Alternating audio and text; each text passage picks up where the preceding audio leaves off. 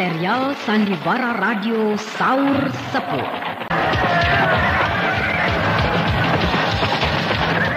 Dipersembahkan oleh Entrostop, obat sakit perut terlengkap, khasiat rangkap, dan Prokol, obat flu yang dulu dibeli dengan resep dokter, sekarang dapat dibeli bebas di mana-mana.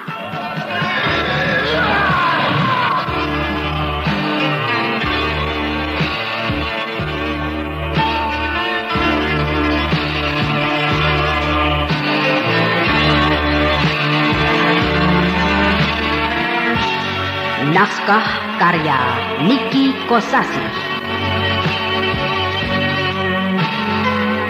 Teknik dan montase Indra Mahendra.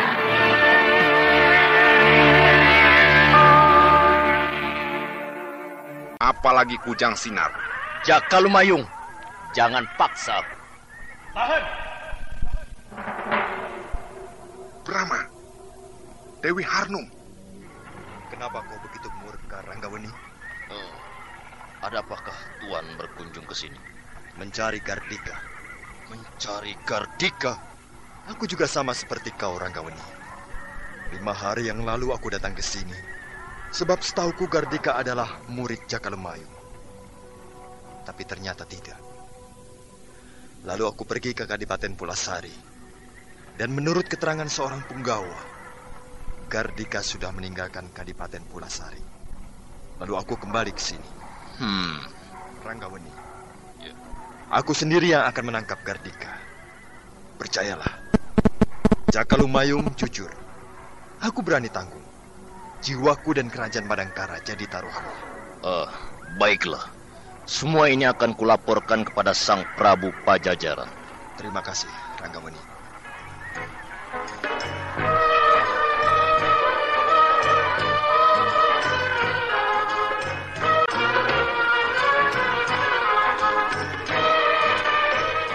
Saudara Jaka Lumayung, kenapa kelihatannya Anda takut kepada tentara Pajajaran? Aku tidak mau mengulangi kesalahanku yang diperbuat oleh ayahku dulu. Ketika beliau digempur oleh bala tentara kerajaan Tanjung Singguru. Oh ya? Ya, tadi bisa saja aku dan 30 orang muridku mengobrak-abrik tentara Pajajaran yang datang ke sini. Tapi harus diingat, kerajaan Pajajaran memiliki 20 orang jawara yang ilmu kedirjayaannya tidak berada di bawah kita, serta 100.000 bala tentara. Akan sanggupkah aku menahan gempuran mereka? Terus terang, aku tidak sanggup. Ya, saya mengerti. Lalu si Gardika itu apa maunya? Mencuri kujang sinar? Untuk jaminan, Kakang Brahma. Jaminan? Iya, dia akan mendatangi beberapa kerajaan. Dan dengan kujang sinar di tangan, pasti raja-raja kerajaan lain akan percaya dan takut. Sebab siapapun orangnya yang sanggup memegang kujang sinar, dia adalah seorang yang sangat dikjaya tanpa tanding dan bukan manusia sembarangan. Begitu kepercayaan mereka. Seperti dulu, Pangeran Sulantara yang ingin jadi Raja Sumedang Larang, dia pun membutuhkan kujang sinar sebagai jaminannya. Lalu kerajaan mana yang akan didatangi terlebih dulu oleh Gardika? Kerajaan Tanjung Singguru. Tanjung Singguru? Ya, Raja Tanjung Singguru terkenal seorang yang ambisius, punya kecenderungan untuk meluaskan wilayah kerajaannya. Nah, raja model begitu yang cocok dengan Gardika. Wah, pintar juga kau membuat perhitungan, Harnum. Ya, perhitungan Dewi Harnum masuk akal. Nah, jangan membuang-buang waktu. Cepatlah kalian berangkat ke kerajaan Tanjung Singguru.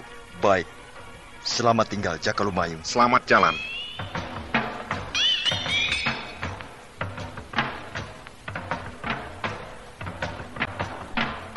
Harnum, kalau nanti bertemu dengan Gardika, kau cepat bersembunyi. Kenapa, Kakang? Gardika sudah mencapai tingkat ke-10. Hah? Yang benar, Kakang? Ya, aku yakin Gardika sudah menguasai ajian serat jiwa sampai ke tingkat ke-10.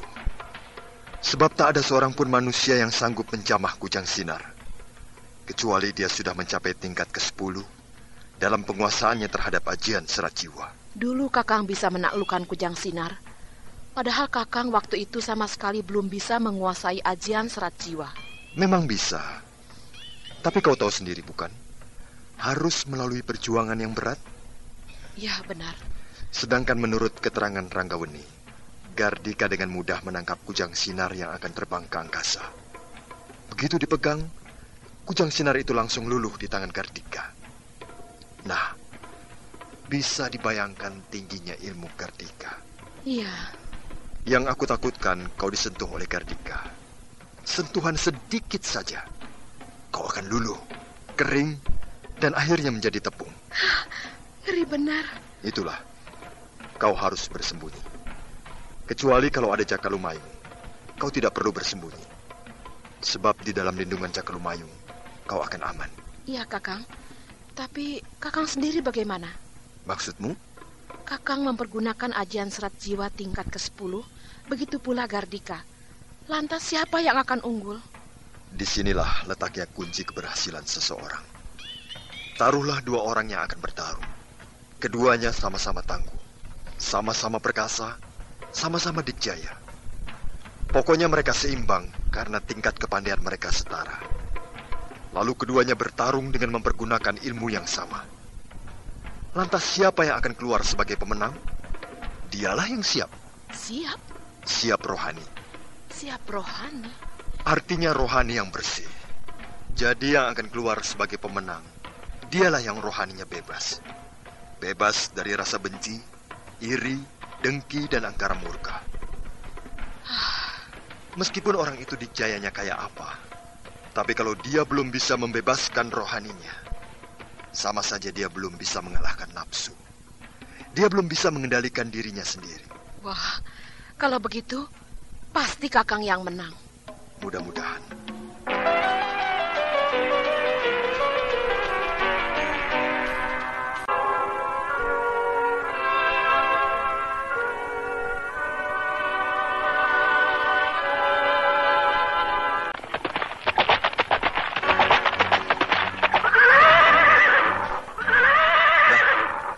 Kita sudah berada di kaki Gunung Gede di sebelah timur.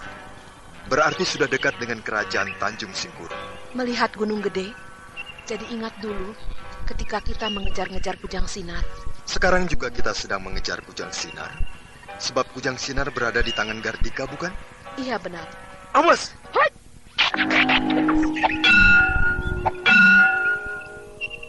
Hah?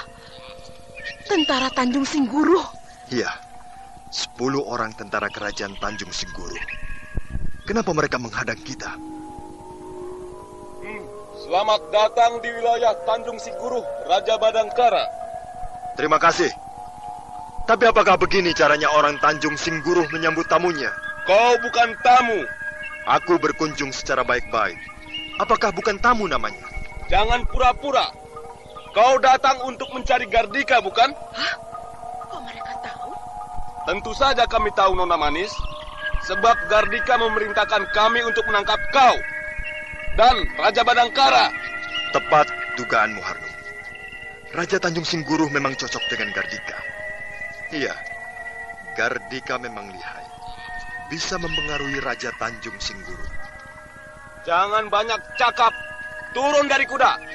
Letakkan kedua tanganmu ke belakang. Kami akan mengikatmu. Dengar, kami tidak bermusuhan dengan kerajaan Tanjung Singkuru. Sekarang bermusuhan. Baiklah. Ayo, Harnum. Kita turun dari kuda. Baik, Kakang. Hup, ya. Ikat mereka. Brahma dulu. Baru perempuan itu.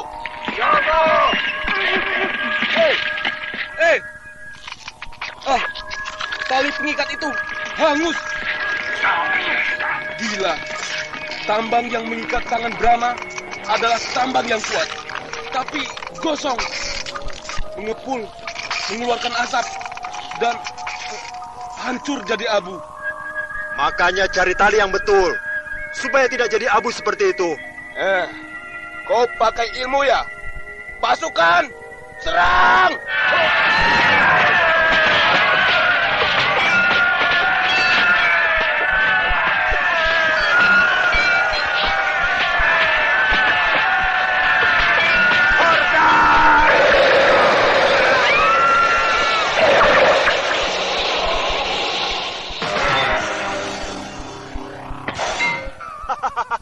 Hanya segitu saja tentara kerajaan Tanjung Singkuru.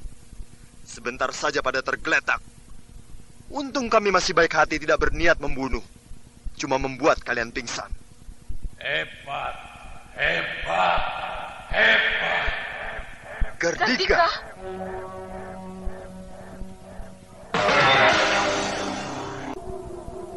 Aku sudah menduga, pasti kau akan mencari aku. Gardika, mana kujang sinar? Ini, terselip di pinggangku. Pencuri. Lekas kembalikan ke Pajajaran. Nanti kalau aku sudah jadi Raja Kuntala, Ingin jadi raja kok jadi pencuri? Itu urusanku. Gardika, aku memang mencarimu, tapi bukan karena urusan pribadi kita berdua, melainkan aku ditugaskan oleh Prabu Pajajaran untuk mengambil kujang sinar dari kau. Apakah di Pajajaran sudah tidak ada lagi jago sehingga minta bantuan pada kau? Karena kau mencuri mempergunakan ajian serat jiwa, maka yang harus mengambilnya lagi dari kau juga harus yang sudah bisa menguasai ajian serat jiwa. Kau tahu ajian serat jiwa? Kenapa tidak? Jakalumayung yang mengatakannya padaku. Jakalumayung? Iya. Jakalumayung tidak berani mengejar kau, sebab dia baru sampai pada tingkat ke-9. Sedangkan kau sudah sampai pada tingkat ke-10. Untuk itu dia minta bantuanku, sebab hanya aku yang sudah sampai pada tingkat ke-10. Kau bisa ajian serat jiwa? Tentu saja aku bisa, sebab aku murid kakek Astagina. Kau murid kakek Astagina? Kau terkejut, Gardika? Sebab kau tahu siapa kakek Astagina. Ya, dialah salah seorang dari 3 orang pencipta ajian serat jiwa. Bohong! Aku tidak percaya kau murid kakek Astagina. Dari mana jalannya kau bisa menjadi murid dia? Kau tidak perlu tahu. Yang penting kembalikan kujang sinar itu. Ambillah dengan mempergunakan ajian serat jiwa, supaya aku percaya bahwa kau memang bisa ajian serat jiwa. Baik. Aku akan merebut kujang sinar dari tanganmu dengan mempergunakan ajian serat jiwa tingkat ke-9. Kalau gagal, baru aku akan pakai tingkat ke-10. Pembual, ayo mulai.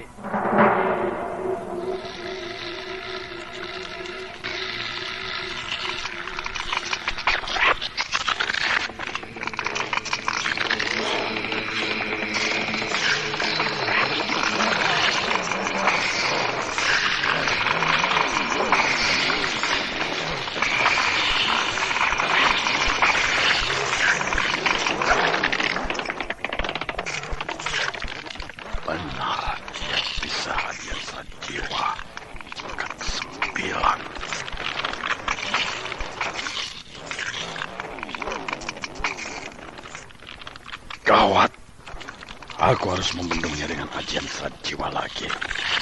Tingkat ke-9.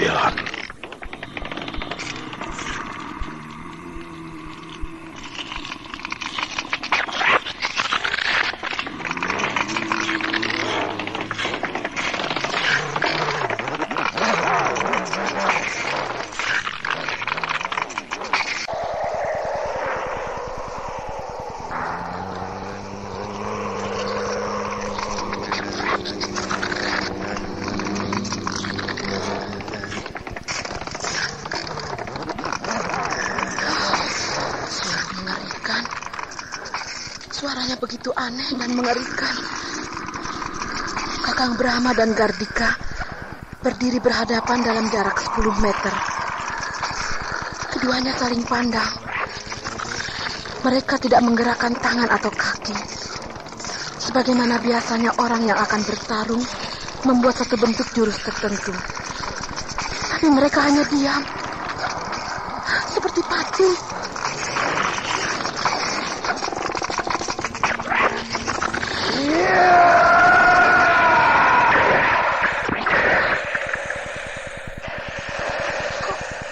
Begitu, aku kira waktu tubuh Kakang Brahma dan Gardika saling menempel akan terdengar suara ledakan yang dahsyat. Tapi hanya suara mencel seperti penggorengan yang panas disiram air.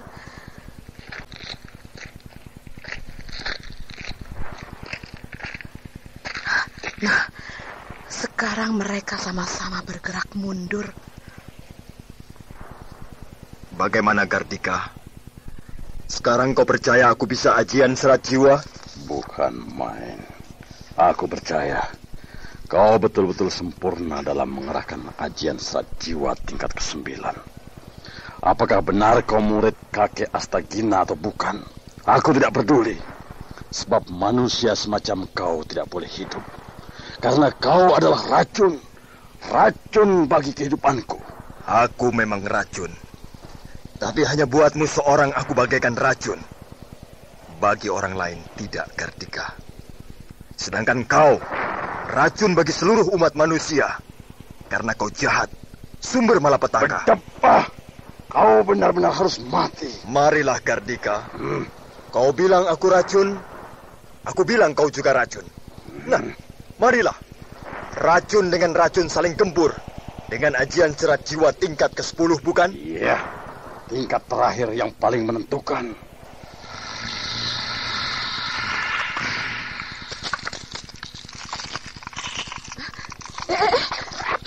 Tubuh Kakang Brahma dan tubuh Gardika, kenapa jadi begitu? Oh, Kakang Brahma dan Gardika jadi kayu. Ya, mereka jadi manusia kayu. Jadi wayang golek. Oh, mereka bergerak-gerak, tapi gerakan yang kaku dan patah-patah. Oh, mereka berdua itu sedang menggerakkan ilmu apa? Kenapa mereka berubah menjadi manusia kayu? Nah, sekarang mereka bergerak maju, saling mendekati. Oh, mereka berpelukan. Gardika memeluk Kakang Brahma dengan erat. Begitu juga Kakang Brahma memeluk Gardika dengan erat sekali. Mereka terus berpelukan. Tubuh mereka menjadi satu. Seakan tidak mau berpisah.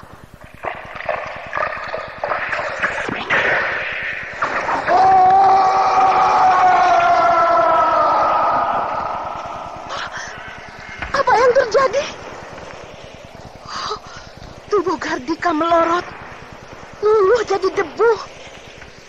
Bukan jadi debu, tapi jadi tepung. Ya, Gardika tidak ada. Yang ada hanya seonggok tepung.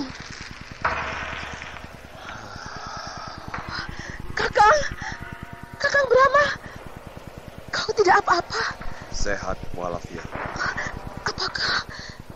Apakah seonggok tepung itu apa di atas tanah itu? Iya, dia adalah Gardika. Gardika, manusia yang paling perkasa kini telah tiada. Arwahnya sudah melayang ke alam baka. Marilah, seonggok tepung itu kita bungkus. Lalu kita kubur, sebagaimana layaknya mengubur jenazah. Mari, Kakang.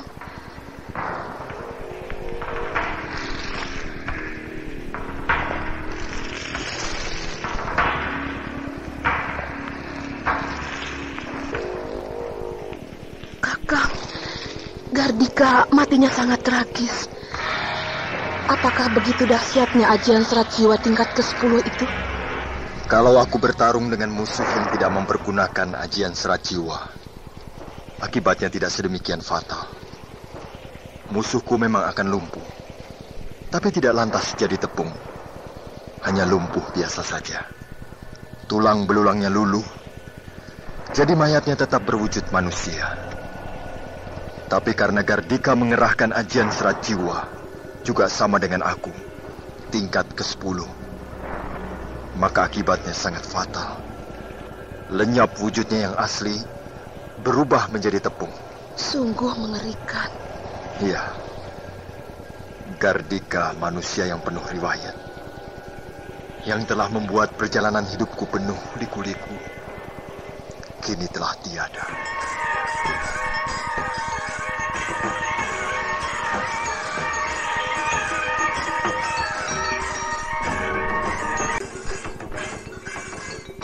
Daulat Pangeran Giripati. Panglima Ringkin, silahkan masuk. Terima kasih, Pangeran. Bagaimana, Panglima? Sudah ada berita tentang Rai Mas Brahma? Belum, Pangeran. Yang saya khawatirkan, kalau Gardika lari ke wilayah wetan, wah, pasti akan seperti dahulu lagi. 1 tahun Tuanku Brahma baru kembali. Hanya karena menolong aku yang tidak berharga ini, Rai Mas Brahma jadi susah. Janganlah Pangeran berkata demikian. Pangeran adalah sangat penting artinya, baik bagi kerajaan Madangkara maupun bagi kerajaan Kuntala.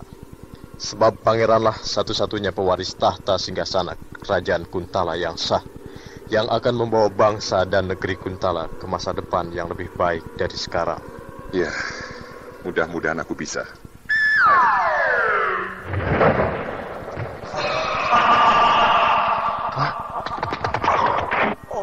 Tuanku Brahma, Tuanku telah pulang. Rai Mas Brahma. Bagaimana keadaan di sini? Tetap sejahtera, Tuanku. Bagus. Rai Mas, bagaimanakah?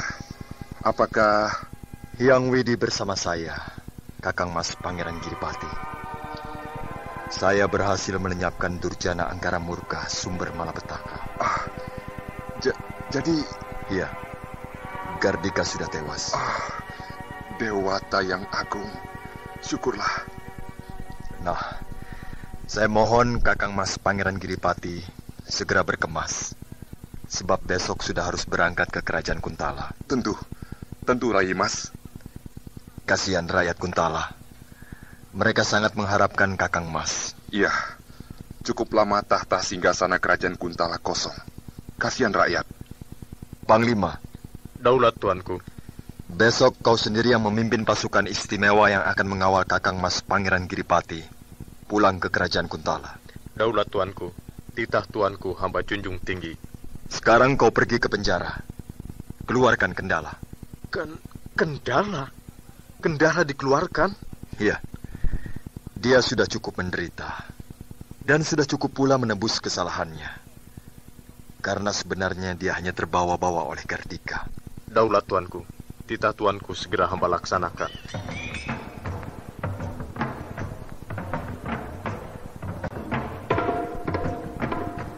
Daulat, Tuanku.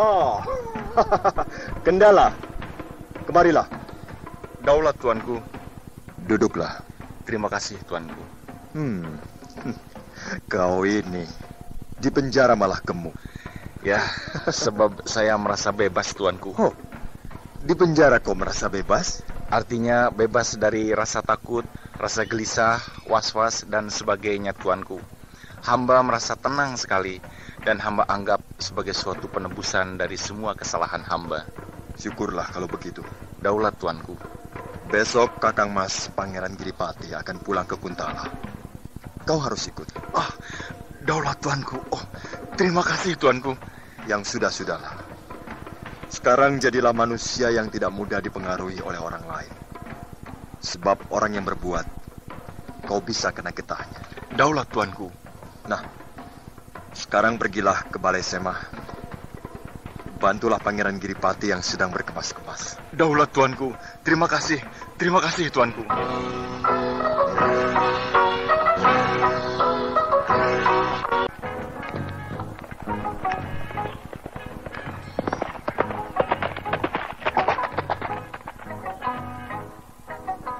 Siapakah tadi itu, Ibunda?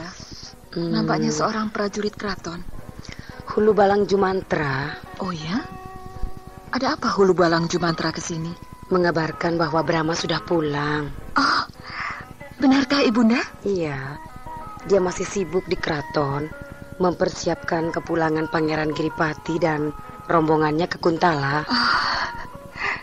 Jadi mungkin baru besok atau lusa Brahma ke sini. Iya, Ibunda. Nah, kau mau masak apa untuk menyambut calon suamimu? Tentunya makanan kegemaran Kanda Brahma. Iya, persiapkanlah segala sesuatunya. Baik, Ibunda.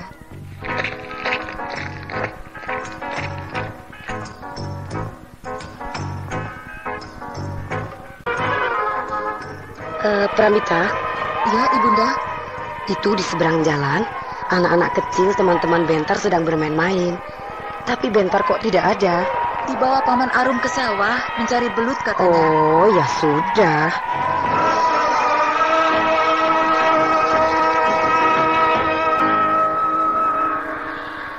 Ibu?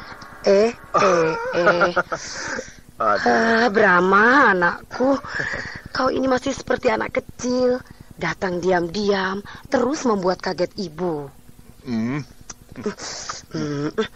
Tuh, ditertawakan Mang Kohang tukang kebon. Sudah jadi raja masih manja, mencium pipi ibu. Ayo cepat temui Pramita. Di mana dia? Di kamar. Sedang apa? Yang membersihkan kamar. Oh.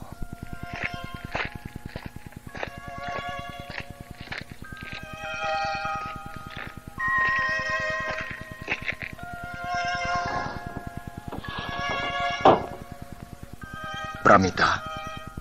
Kanda Brahma. Loh, kok mengelak? Tidak kangen padaku? Mana Dewi Harnum? Loh. Malah menanyakan Harnum. Bukankah Kanda mengembara mencari Gardika hanya berdua dengan Harnum? Benar. Mana dia? Kau tidak ikut ke sini? Pulang ke Niskala. Oh. Cemburu ya? Sedikit. Oh. Tentunya Kanda lebih bebas ya. Leluasa karena tidak ada saya. Ya, begitulah. Peluk-pelukan, cium-ciuman, lalu... Lalu apa? Ya, lalu Kanda sendiri yang harus mengatakannya, bukan? Pramita, aku akui. Memang aku dan Harnum pernah berpelukan dan berciuman. Tapi hanya itu. Lain tidak. Benar? Benar. Di tengah alam yang sunyi, pada waktu malam, hanya tidur berdua dan... Percayalah padaku, Pramita. Aku tidak berbuat begitu dengan Harnum. Masa? Dewi Harnum kan agresif. Meskipun kau alim, kalau diserang terus-terusan, lama-lama kan hanyut. Masa aku harus bersumpah demi Dewata? Ya, saya percaya. Kanda, sekalipun Kanda berbuat begitu dengan Dewi Harnum, itu hak Kanda. Saya tidak kuasa melarang. Sebab saya tahu Dewi Harnum mencintai Kanda. Begitu pula Kanda mencintai Dewi Harnum. Nah, mau apa lagi? Cinta tidak berarti harus memiliki, bukan? Benar, tapi kalau Kanda ingin memiliki Dewi Harnum, apa salahnya? Maksudmu? Saya tidak ingin Dewi Harnum kecewa, lalu dia patah hati. Apakah saya harus menikah dengan Dewi Harnum? Saya kira lebih baik begitu. Pramita. Kanda telah memberikan harapan padanya. Janganlah harapannya itu kandas. Aku hanya ingin memilikimu, Pramita. Milikilah dua-duanya, Kanda. Hah? Ya. Saya dengan Dewi Harnum sudah seia sekata. Kami sudah mengikat tali persaudaraan. Nah, alangkah terpujinya Kanda bila persaudaraanku dengan Harnum tidak retak, malah dibina semakin erat. Saya ingin kita bertiga selalu berkumpul. Percayalah Kanda, Dewi Harnum juga berkeinginan yang sama. Baiklah Pramita, aku turuti kehendakmu. Terima kasih Kakang. Kau benar-benar seorang wanita yang arif, Pramita. Tapi ingat loh, hanya dua, ya. Aku dan Dewi Harnum. Lain tidak. Tentu. Bagiku dua saja sudah terlalu banyak. Jangan mentang-mentang diberi kelonggaran oleh saya, lantas Kanda aur-auran. Seperti raja-raja yang lain. Istrinya sampai 10 orang, bahkan lebih. Buat apa banyak-banyak? Satu saja tidak akan habis. Apalagi ditambah satu lagi Dewi Harnum. Wah, bisa-bisa aku yang kewalahan. Maka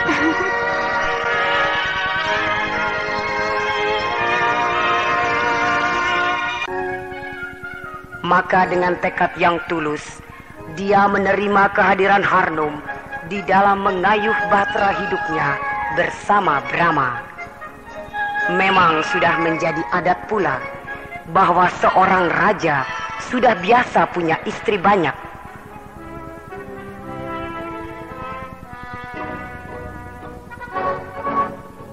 Namun Brahma mencoba untuk tidak begitu. Brahma ingin yang wajar saja. Meskipun dia seorang raja yang ditakuti dan paling berkuasa, tapi dia tidak mau serampangan mengumbar nafsu sesuka hati. Puja-puji untuknya. Sejahtera Brahma Kumbara, bahagialah rakyat Madangkara.